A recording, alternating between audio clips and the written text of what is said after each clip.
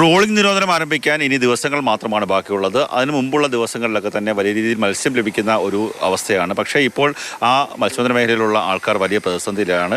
കടലിൽ കണ്ടെയ്നർ മറിഞ്ഞതിന് ശേഷം പലതരത്തിലുള്ള അപകടങ്ങൾ ഈ ബോട്ടുകൾക്ക് ഉണ്ടാകുന്നുണ്ട്. കഴിഞ്ഞ ദിവസം അപകടമുണ്ടായ ഒരു ബോട്ടിന് സമയത്താണ് നമ്മളുള്ളത്. അതിൻ്റെ സ്റ്റാങ്കുമുണ്ട്. എന്താ രാത്രി സംഭവിച്ചേ? ഞങ്ങൾ ഈ കപ്പൽ മുങ്ങിയതായിട്ട് പറയുന്ന പൊസിഷനിൽ നിന്ന് ഒരു 18-16 നാട്ടിക്കൽ വടക്കുവശം ഉണ്ടായിരുന്നു, നോർത്ത് സൈഡിൽ. രാത്രി ഓടി വന്നിട്ടിരുന്നതാണ്.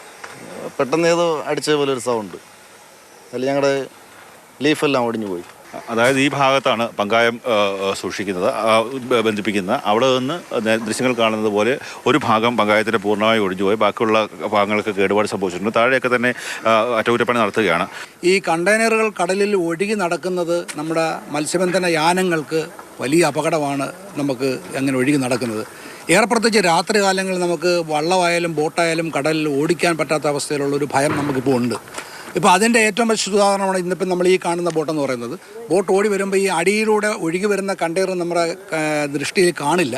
ആ സമയത്ത് നമ്മളുടെ പ്രപ്പല്ലറിൽ മറ്റും അടിക്കുകയോ ബോട്ടിലിടിക്കുകയോ ചെയ്താൽ ബോട്ട് തന്നെ നഷ്ടപ്പെട്ടു പോകുന്നൊരവസ്ഥയിലേക്ക് നമുക്ക് വരാനുള്ള സാധ്യതയുണ്ട്.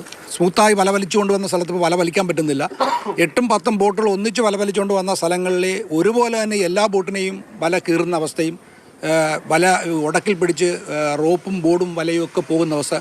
ഒരു ബോട്ടിന് ബോർഡും വലയും നഷ്ടപ്പെടുക എന്ന് പറഞ്ഞാൽ റോപ്പും കൂടെ നഷ്ടപ്പെടുക ഏകദേശം 10 ലക്ഷം രൂപയ്ക്ക് അടുത്തുള്ള നഷ്ടമുണ്ട്. കണ്ടെയ്നർ ഉണ്ടായതിനായിട്ട് ഞങ്ങളെല്ലാം ആശങ്കയാണ്. ഇത് മാത്രമല്ല, ഇതേ കണക്കൊല്ല പോകുന്ന ഇനി താഴെ ഈ വല വലിച്ചുകൊണ്ട് പോകുമ്പോൾ ബോർഡും വലയും, അപ്പോൾ എപ്പോഴും വല കീറ്റൽ, ഇതെല്ലാം നമുക്ക് താങ്ങാൻ പറ്റാത്ത എക്സ്പെൻസാണ് ഈ ബോട്ട് പോയി വരുന്നത് തന്നെ.